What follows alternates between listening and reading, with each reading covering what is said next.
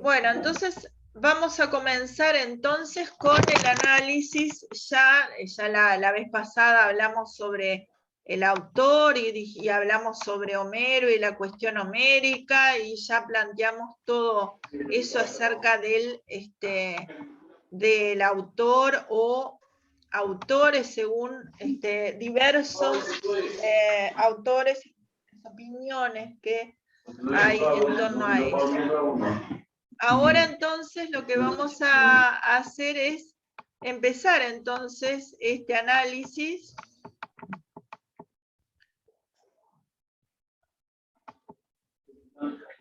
Entonces,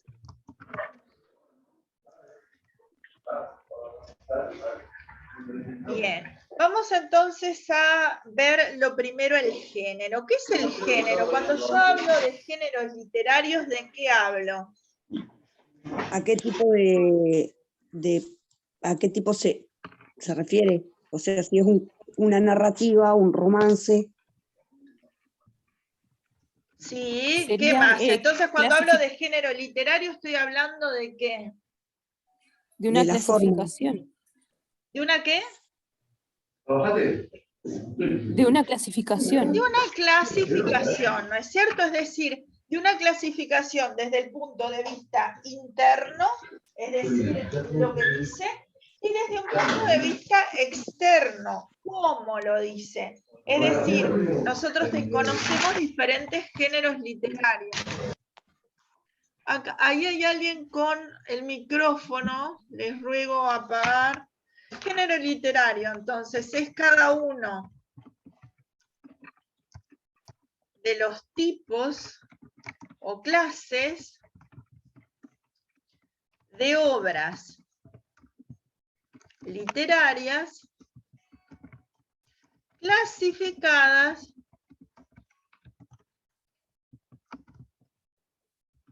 según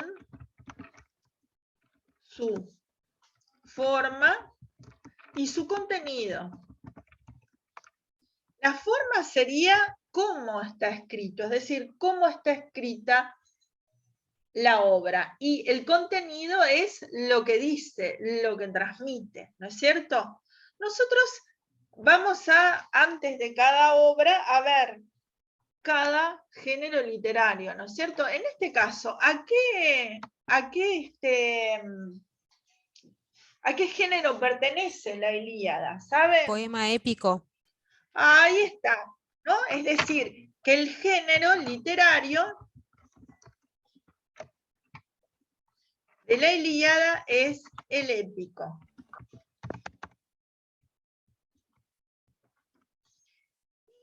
Ojo, porque nosotros tenemos la traducción en español que está escrito como si fuera prosa. Pero ¿cómo estaba originalmente ese género literario escrito?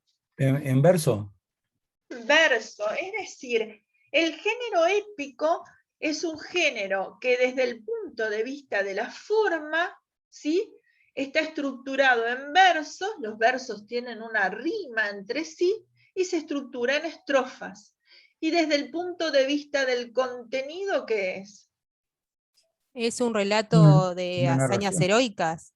Ahí está, es un relato de ficción, es decir, que el contenido es narrativo, así que desde el punto de vista de la forma, está escrito en verso,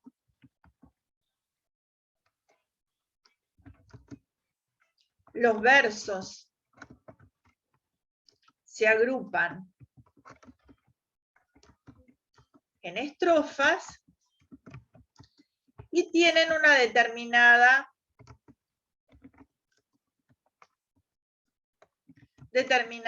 rima. ¿Tá? El verso era el hexámetro, ¿no es cierto? Y ellos tenían una forma diferente a lo que es hoy en día, que era justamente el pie ¿tá? Y justamente medían de una forma diferente a lo que es hoy en día la forma de medición. Hoy en día lo que nosotros tenemos al traducirse es prosa, pero siempre debemos tener en cuenta que originalmente entonces era en verso, es decir, no se olviden que antes esto es poesía oral, ¿no? La oralidad tenía una rima. ¿Y qué es la rima? Es la coincidencia en los finales de los versos. Solo el final, ¿qué parte del final? La última sílaba. La última sílaba. Sí. No, no es la última sílaba.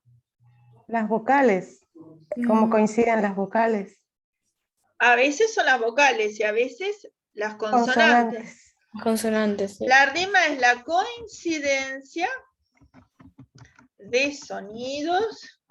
Todos están viendo el pizarrón, ¿no? Sí, Está. yo sí. A partir de la última Sílaba acentuada. De la última vocal vocal acentuada. vocal acentuada. La rima puede ser asonante o consonante, es así, Ahí ¿no? está. La rima puede ser asonante o consonante. Aprovechamos a dar esto, aunque antes la rima era diferente, porque no se olviden que estamos hablando del griego. Pero aprovechamos a dar esto de la rima que valdría hoy en día, ¿no? Que asonante, ¿cuál es? Cuando coinciden las vocales. Cuando coinciden las vocales. ¿Está?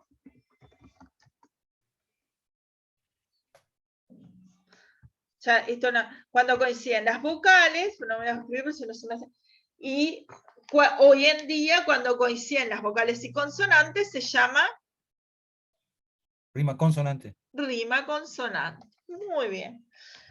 La rima era diferente porque estamos hablando de otro idioma, ¿no es cierto? Originalmente, entonces, no se olviden que era entonces un tipo de literatura oral, estaba en la oralidad y tenía entonces esa estructura. Pero desde el punto de vista interno, es decir, del contenido,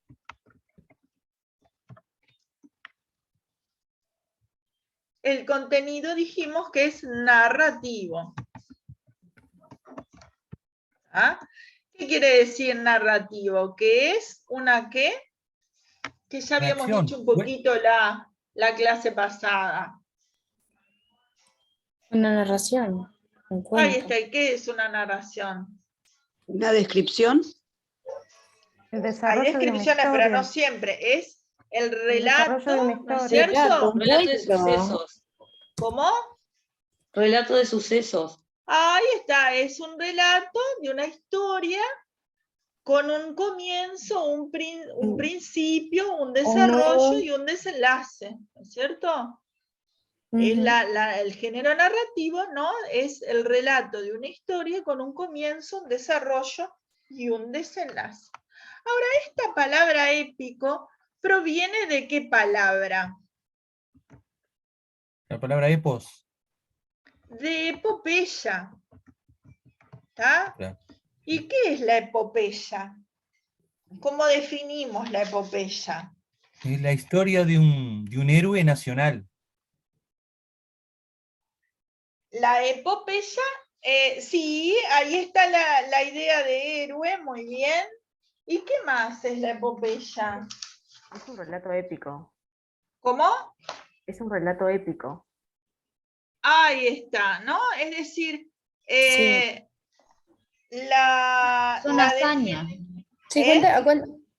cuenta las hazañas del héroe, sí. O sea, una historia del héroe donde hay una época donde le va muy bien, donde tiene un problema, donde se desenlaza el problema y donde termina. Sí, bien. Bien, entonces, definimos epopeya, eso sí, tomen nota, como poema narrativo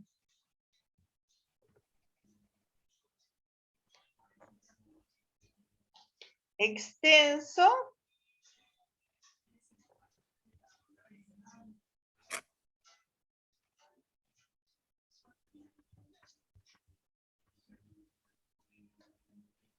de elevado estilo,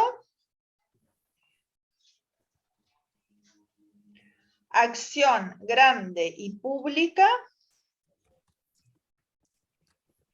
coma, personajes heroicos o de suma importancia,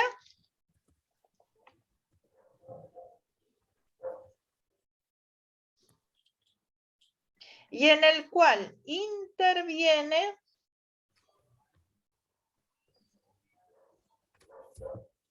lo sobrenatural o maravilloso.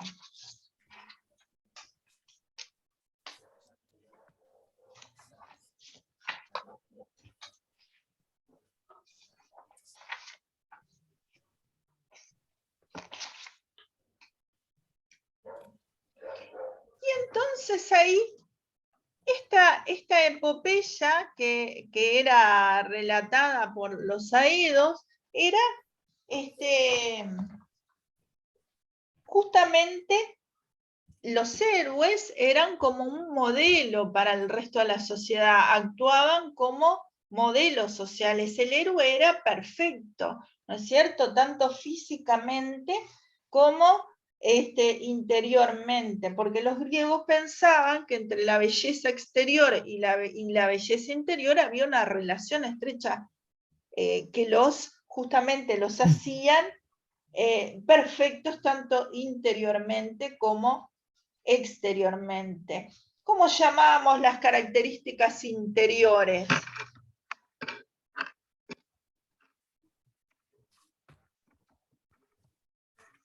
El héroe entonces es un modelo a seguir, un paradigma, ¿no?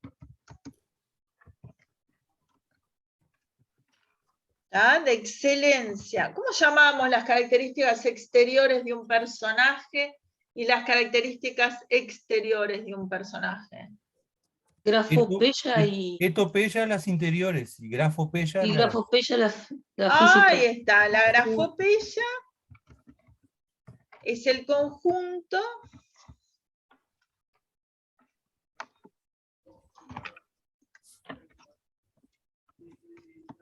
de características físicas y exteriores de un personaje. ¿Por qué digo físicas y exteriores? ¿Por qué no dije solo físicas?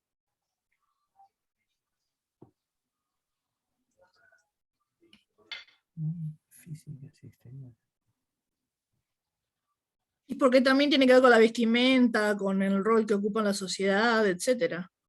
Ahí está, más que nada con la vestimenta, ¿no? Es decir, grafopeya, acuérdense de lo gráfico es lo que uno ve afuera, ¿no? Es decir, ese conjunto de características físicas y exteriores, porque si todo lo que use, en este caso, una túnica, las sandalias, lo que sea que ellos estén usando, ¿está? Forma parte de lo que es su grafopeya. Van a ver las descripciones de los dioses, algunos que tenían un arco, por ejemplo, lo que sea, todo forma parte del exterior, ¿tá? Y por otro lado tenemos la etopeya. ¿Qué era la etopeya? Las características morales. Interiores, moral, sí, obvio. Ahí está, las características interiores, que no son solo las morales, porque ¿qué forma parte del interior? Y la personalidad, los pensamientos, los sentimientos. Ahí está. Claro. Ese conjunto de La características. psicología del personaje sería. ¿Puede ser la psicología del personaje? Sí, pero es La más que la etopeya. psicología, porque Es más que eso.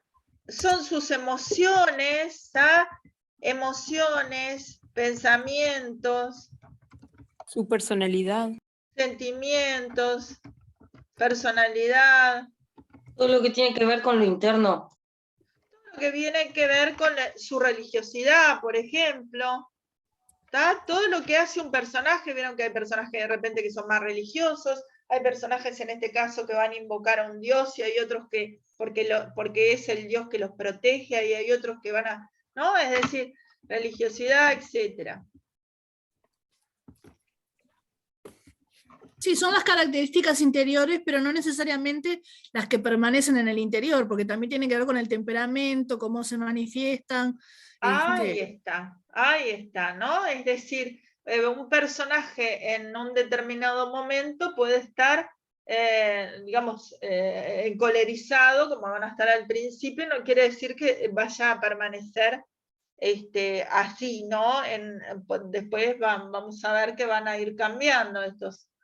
Por ejemplo, Agamenón en algún momento puede parecer caprichoso y temperamental.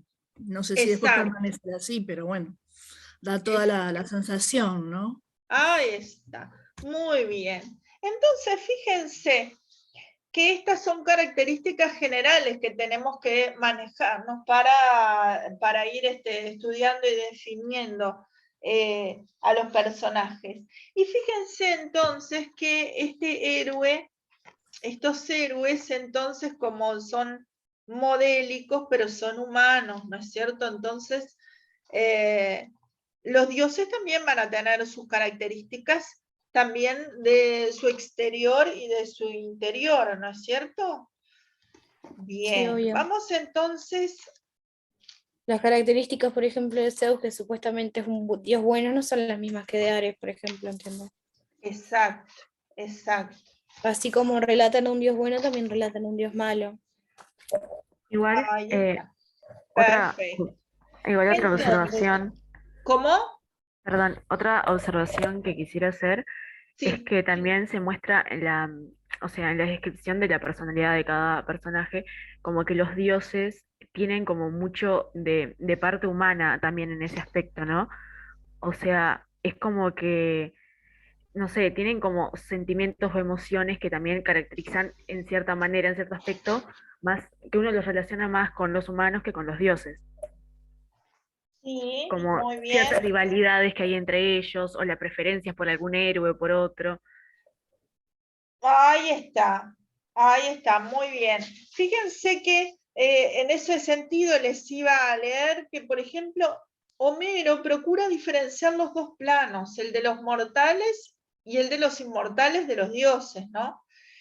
Y eso es también manifestación de su profunda intención por racionalizar al mito, que ahora vamos a empezar a hablar del mito, y a la tradición religiosa recibida. Fíjense que esto el mito, ¿no es cierto? El hecho de recibir algo y de que alguno lo puso por ahí, el hecho de que todo el mundo conocía en realidad las historias, esos personajes, ¿no? O sea, Claro. él no tenía que explicar quién era cada dios, por ejemplo, ¿no? Sino que era conocido. ¿tá? Los héroes también eran conocidos, ¿no? Exacto. Aquiles, la historia de Aquiles ya se conocía. Es parte de una tradición cultural.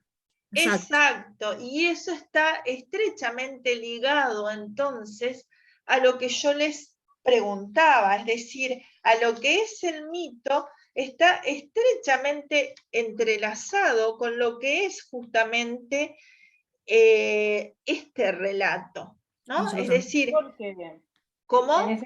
No, y que quería aportar que, bueno, en ese sentido el mito forma parte de la cultura tradicional, de la cultura oral, que se va transfiriendo, digamos, de generación en generación, incluso más en esas épocas que todavía la escritura no estaba tan desarrollada, sino que más bien era una tradición oral.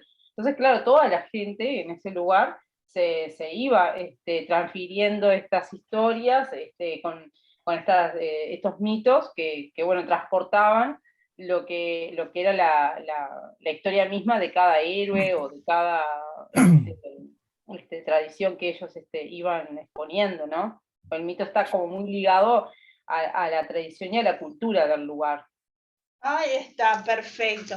Entonces, fíjense que nosotros tenemos la primera definición de mito, si nosotros buscamos en la RAE, que algunos, es decir, en el diccionario de la Real Academia, como algunos de ustedes lo buscaron y lo pusieron, el mito es, como primera definición, es una fábula, una ficción alegórica, especialmente en materia religiosa.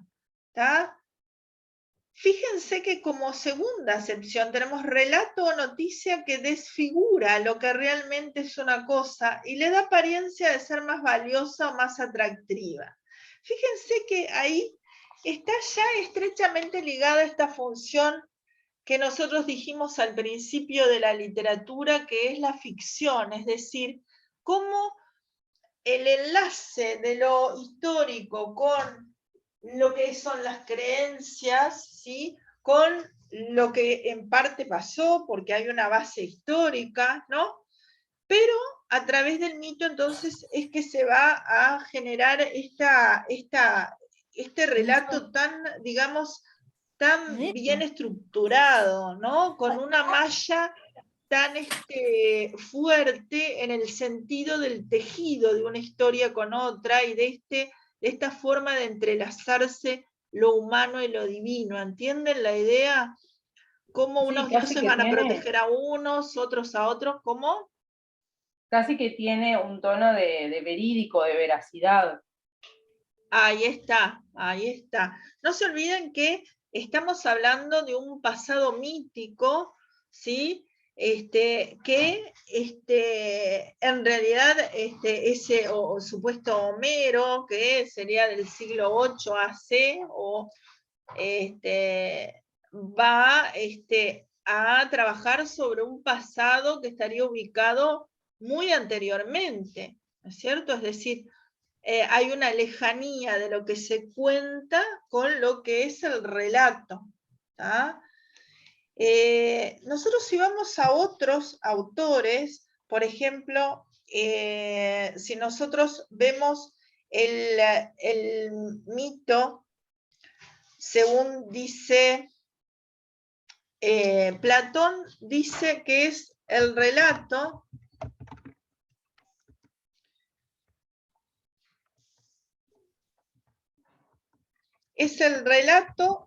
que concierne a los dioses y a los héroes. Acá, Juliana, ¿podés decir, que veo que está con la mano levantada? Profe, ¿el mito también no es una historia que altera las verdades? Sí, por eso hay innumerables definiciones de mito, por eso yo les hacía, en ese foro, ustedes mismos se plantearon la idea de cómo definir de formas tan diferentes el mito, que en el fondo son, todas tienen una idea en común, ¿no es cierto? Eso del relato que busca de alguna manera,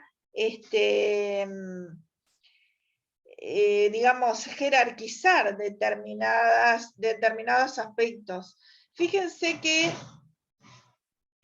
para J. Rose, yo acá estoy en el diccionario ACAL, no sé si alguien lo tiene, si no se los recomiendo. J. Rose dice que el mito es la puesta en movimiento. Perdonen que acá tendría que haber puesto comillas y no puse.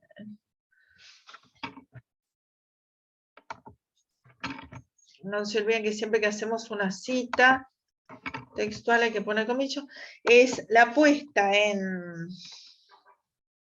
movimiento de la imaginación del hombre primitivo. Hoy diríamos persona primitiva, vieron que no se usa decir más como hombre, como el ser racional, que antes se usaba, ahora se dice el ser humano, pero acá les transcribo textual, primitivo o no, ante un objeto que aparece como maravilloso o intrigante. Entonces, según esto, los mitos no solo pertenecen a la cultura de la antigüedad, sino que el hombre en cualquier época los elabora. Fíjense que ahí una de las compañeras habló como que ahora también había algunos mitos, aunque esos mitos, entre comillas, serían diferentes. ¿Por qué serían diferentes esos mitos? No sé si leyeron los que mencionó la compañera y que no sé si está presente. La que puso de los mitos actuales. ¿Por qué serían diferentes en ese caso? ¿No está presente la que puso eso? Yo la tengo marcada por acá. Porque era interesante también eso. ¿Qué les parece? Y hay una evolución, me parece a mí, cognitiva, ¿no? Que justamente se puede ver, digamos, y que en esa evolución del ser humano mismo, de también integrar la cientificidad y otros elementos más, ha hecho que obviamente que si hay mitos o si existen mitos en la actualidad o contemporáneos, sean muy distintos, con otros componentes que los otros mitos, porque nuestra forma de pensar cambió radicalmente. Ahí está. Y fíjense que el aspecto religioso politeísta, además, ¿qué genera? No quiero interrumpir a alguien que quería hablar. ¿Cuál es tu opinión? Yo iba a decir que capaz que los mitos actualmente no son tan creíbles porque antes se preguntaba, no sé, por qué las cosas se caen y ahora ya sabemos la ley de gravedad. Ahora tenemos podemos buscar en internet y buscarle una explicación científica a algo que no sabemos. Y en la época anterior no había los materiales ni los instrumentos para poder dar explicaciones a cosas maravillosas, se puede decir, como qué es un trueno, qué es un relámpago, cómo nacen las plantas, porque preguntas así como se hacían antes, ahora ya tenemos muchas respuestas científicas, por eso creo que por eso los mitos ahora tienen que ser muy diferentes para poder... Además, como decía Platón, que era de dioses y héroes, ya hoy en día no es tanto dioses y héroes, sino que capaz que otro tipo de curiosidades, fantasmas, qué sé yo, los mitos que es muy común, ¿no? Hoy en día mitos de fantasmas, cuentos de ese estilo así, que ya la temática es otra. Bien, pero ¿qué pasa con la Perdón. Sí, que ya no se le da tanta importancia ni tanto, no sé cómo explicarlo, pero no se venera tanto a los dioses o a un dios. O sea, ¿qué pasa con la religión? ¿Y qué pasa con las religiones afro, etcétera? ¿Qué pasa con los terraplanistas? O sea, yo creo que los mitos, hay muchos mitos vigentes, ¿no? Más allá de que por más que haya leyes, ciencia, respuestas, etcétera, siento que no estamos tan lejos de... Claro, o sea, algo yo que diría había que leído, hay diferentes ¿no? tipos, ¿no? Hay muchos, yo diría que hay diferentes tipos que ahora más que nada algunos podrían decirse que son leyendas urbanas de repente, pero claro, está la parte también de lo que tú decías de la parte religiosa, es decir, lo interesante es que ustedes vean la complejidad también de la definición, ¿no es cierto? Y la complejidad de los orígenes de lo que es el mito, ¿no? Es decir, ellos sientan las bases del mito. Ahí quería hablar un compañero, sí, Nelson. Sí, yo quería aportar sobre que se hablaban de los mitos primeros y de los nuevos mitos, lo que se pueden... Yo quería aportar que también los mitos cada vez que tienen una evolución, no es que se hicieron de una vez para siempre. O sea, cada vez que se recrea en una época, los viejos mitos cambian. O sea, porque dependen de las características de la época, de las sociedades. O sea, que los mismos viejos mitos, cada vez que se recrean en tiempos distintos, recordemos que estos vienen de siglos antes de Cristo, se han hecho de distinta manera, incluso hay obras, el mito de Antígona, por ejemplo, se ha recreado de muchas maneras muy distintas en distintas épocas. Fue hecho por muchos dramaturgos, yo recuerdo uno o dos, Antígona Vélez, y la Antígona de Bertolt Brecht, son muy distintas, no ubicadas en la época de la... ¿Cómo cómo la reestructuración, que es otro aspecto que varios señalaron, la reestructuración de justamente diferentes aspectos, generan esa complejidad, perdón. Ahí va. Es que Mircea eso va Eliade, evolucionando con la sociedad. sí, que deben conocerla, que yo fue uno, creo que si no me equivoco está en la bibliografía. Profesora, ¿Sí? perdóname que te interrumpa, pero en el chat Valentina Lucas puso, profe, ¿se pudo ingresar a la reunión para que me registre la asistencia? Disculpe la interrupción. ¿Cómo es que se llama? Valentina Lucas.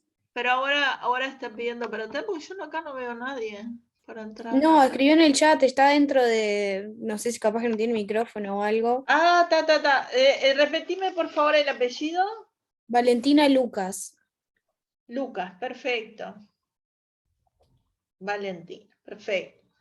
Les decía entonces, Mircea Eliade lo enfoca como repetición,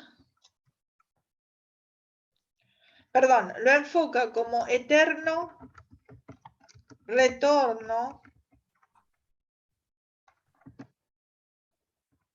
como repetición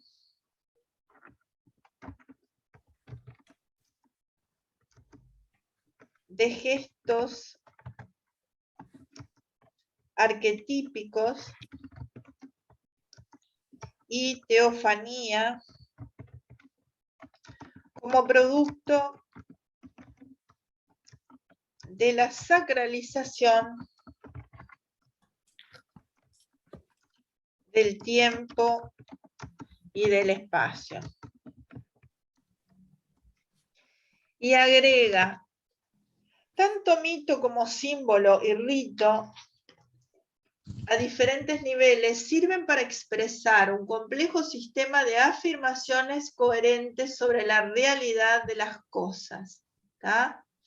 Entonces, ese me parece un dato interesante, ¿no? Sirve para expresar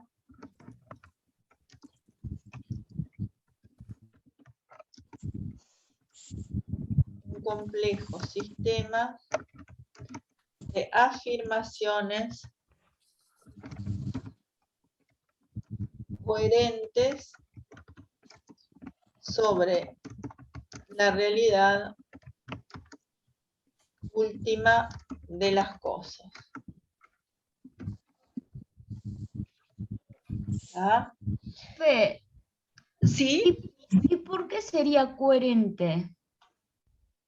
Porque justamente le está dando una estructura, ¿no? Más allá de que sea una fábula, ¿no? Pero es una estructura que tiene una coherencia, ¿no? Nosotros vamos a ver que guarda justamente este entramado, guarda cierta coherencia y de lo que es los diferentes aspectos, están muy enrabados, digamos, muy tramados, ¿no? Profesora, tiene una correlación el relato. Exacto, exacto.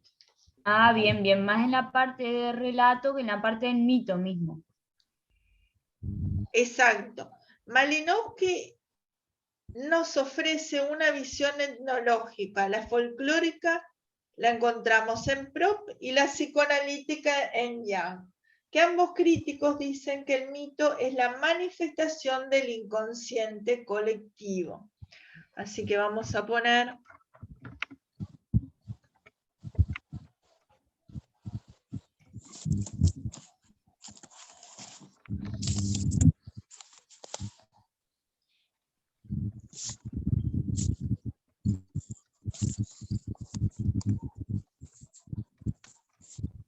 Y ahí podemos pensar en el complejo de Edipo. Exacto. Y el mito de Edipo y Electra, ¿no? Bueno. Que lo vamos a ver este año después, posteriormente, ¿no? Ya. Nacen cerca de los sentimientos religiosos de un pueblo y suelen conservar algo sagrado. el hombre primitivo. Gente, les digo que quedan 3 minutos, nos volvemos a unir 1 hora más, si les parece a ustedes. Bien. Está. Les decía, nacen cerca de los sentimientos religiosos de un pueblo y suelen conservar algo sagrado. El hombre primitivo, que desconocía las causas de la naturaleza, imaginaba unas fuerzas que las provocaban y se sometía a su poder. Solía tener una concepción personal y familiar de la vida divina. El mito muere cuando la razón estructura la realidad. ¿Está?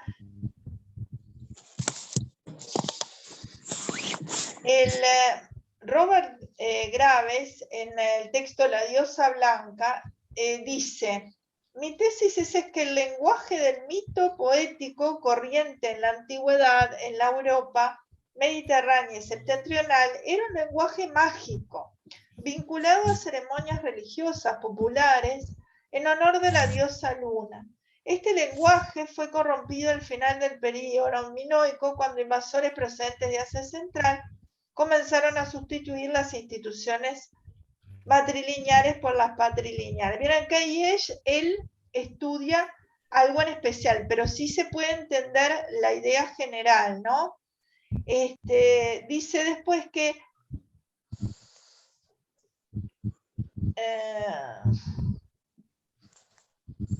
la poesía mágica es mágica porque amenazaba su nueva religión de la lógica, y bajo su influencia se elaboró un lenguaje poético racional. Ahí vieron que habría como lo que plantea Robert Graves, se lo pongo acá, es justamente esa oposición entre el mito y la racionalidad. ¿Está? Queda entonces, señala la oposición del mito y la racionalidad. O sea que en parte es una definición totalmente, o sea, no sé si totalmente, pero bastante opuesta a la de Mircea Eliade, que dice que es un complejo sistema de afirmaciones coherentes. Claro, ahí no dice que no sea coherente, pero sí dice que la racionalidad... No es irreal. Claro, la racionalidad estaría como opuesta a... no dice que no, la racionalidad en el sentido de lo que vos podés explicar, ¿no?